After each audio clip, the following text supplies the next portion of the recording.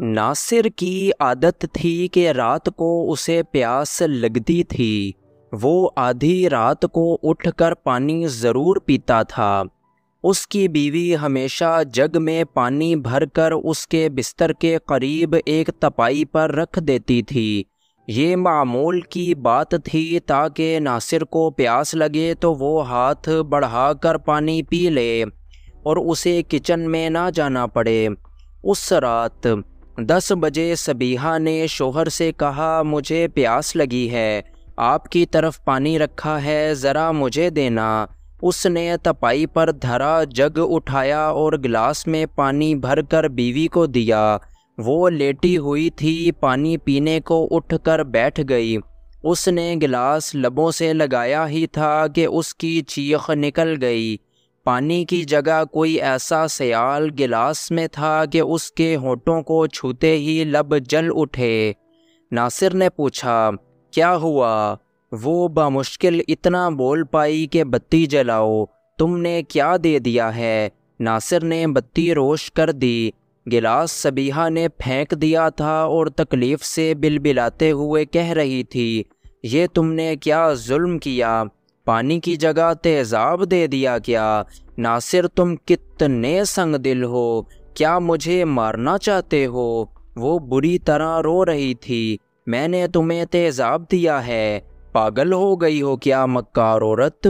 پانی تو تم نے ہی بھر کر یہاں رکھا تھا، اب اس میں کیا تھا مجھے کیا معلوم؟ یہ کہہ کر اس نے جگ اٹھا کر دیکھا، دوسرا گلاس اٹھا لیا، اس سے پانی انڈیل کر دیکھا، مگر اس میں تو پانی ہی تھا، لیکن پہلے والے گلاس میں پہلے سے کچھ سیال بھرا ہوا رکھا تھا اور اس نے وہ اٹھا کر بیوی کو دے دیا تھا۔ شاید اسی میں پانی کے علاوہ کوئی سیال تھا، تبھی تو اسے ہونٹوں سے چھوتے ہی صبیحہ شدت تکلیف کا اظہار کر رہی تھی۔ تم نے خود گلاس میں پہلے سے تیزاب ڈال کر رکھ دیا تھا تاکہ جب میں رات کو اسے اٹھا کر پیوں تو میری موت واقع ہو جائے اور تم آزاد ہو کر اپنی منمانی کرو اور کسی اور کے ساتھ مرضی کی زندگی بسر کر سکو۔ یہ غلط ہے۔ وہ بول نہ پا رہی تھی، پھر بھی بولنے پر مجبور ہوئی۔ یہ تم ہی نے کیا ہوگا، گلاس میں تیزاب ڈال کر رکھ دیا ہوگا، میں نے تو خالی گلاس جگ کے ساتھ رکھا تھا، اگر میں تیزاب بھر کر رکھتی تو تم سے پانی کیوں مانگتی؟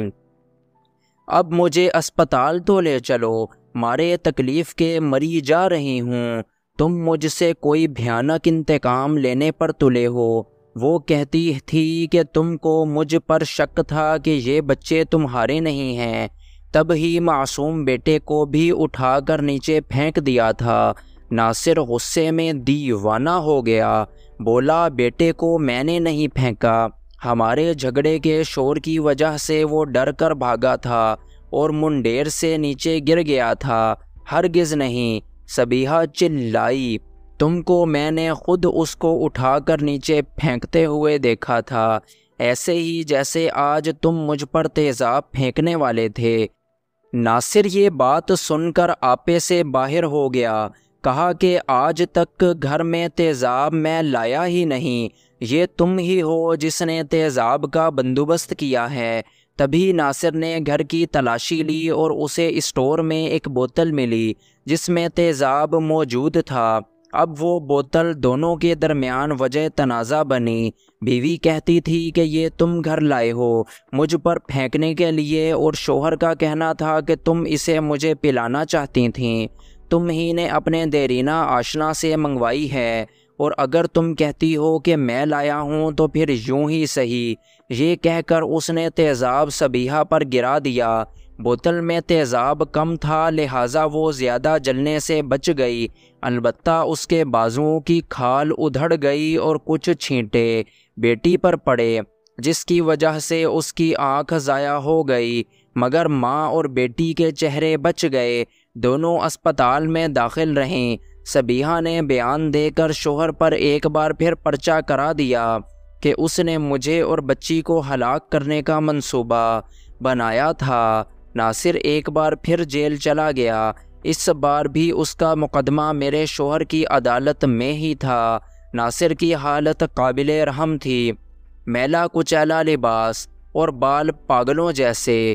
میرے شوہر نے اس کو دلاسا دیا اور نرمی سے پیش آئے، کیونکہ صبیحہ خود کہتی تھی کہ پانی کا جگ اور گلاس اسی نے تپائی پر رکھے تھے، لیکن شوہر نے جگ سے پانی نہیں دیا بلکہ گلاس میں تیزاب ڈال کر اسے دیا۔ سوال یہ تھا کہ اس نے شوہر سے پانی کیوں مانگا؟ تاہم غمزدہ شوہر کی حالت بھی قابل رحم تھی، اسی سبب پولیس بھی اس کے ساتھ سختی سے پیش نہ آ رہی تھی تاکہ وہ نارمل حالت میں آ جائے۔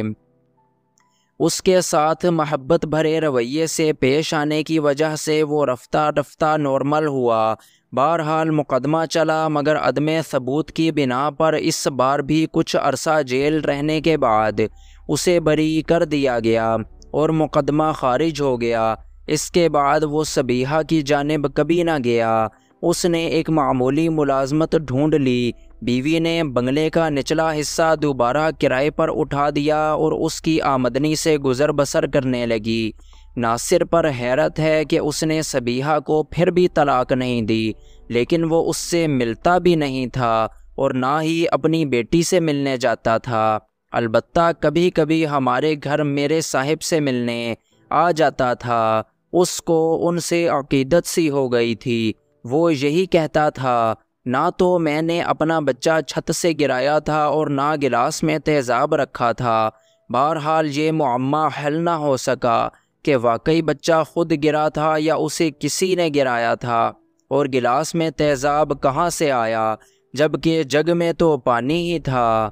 بعض کیسز ایسے ہوتے ہیں کہ سنگین ہونے کے باوجود چونکہ کوئی عینی شاہد نہیں ہوتا، سو عدم ثبوت کے باعث ان کو خارج کر دیا جاتا ہے، اور جس ملزم پر شک قوی بھی ہو تو اسے پکڑا نہیں جا سکتا اور نہ سزا دی جاتی ہے۔ یہ تو ایک کیس تھا، ایسے ہزاروں کیس ہوں گے کہ قاتل کو سزا نہ ملی، گرچہ واقعات روز روشن کی طرح عیاں ہے، مگر عدم ثبوت کا فائدہ دے کر اس کو بری کر دینا پڑا۔ تبھی کہتے ہیں کہ قانون اندھا ہوتا ہے، کیونکہ اس کی آنکھیں نہیں ہوتیں۔